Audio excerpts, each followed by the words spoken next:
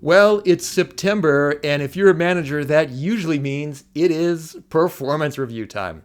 If you're feeling a deep sense of dread, fear not, I'm here with some tips for performance review delivery. First, a reminder that the overall goal of a review is to have no surprises. My guess is if you're feeling a sense of dread on giving someone the review, it's probably because you're afraid that there's some new information that's going to drop that they won't be happy about. Which brings me to my first tip, which is you have to have an established feedback loop throughout the year. The number one reason why performance reviews don't go well is simply because there hasn't been enough discussion prior to the review. I hate to tell you this, but if the only time you talk about performance with your employees is at review time, it's simply not going to go well. Problem with the performance review delivery meeting is that there's too much going on. It's an overloaded meeting. You're trying to give feedback, you're going to talk about promotions, you're going to talk about money. It's too much for one meeting. So really, you should try to minimize what you do in that one meeting. Look, if you've got feedback to give right now and you're waiting for the performance review,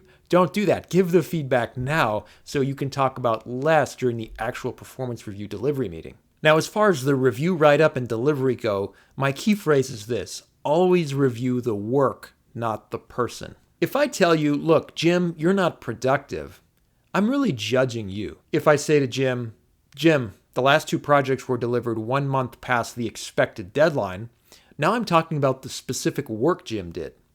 It's really a key technique to minimizing defensiveness. But to do it effectively, you really have to do your homework. If you're collecting review input and someone says, oh yeah, Frank is super hardworking, you really need to get examples, right? Get them to describe a piece of work so that you can reflect that in the review. Second, when you're doing review write-ups or when you're delivering the review, don't use those cliched softeners.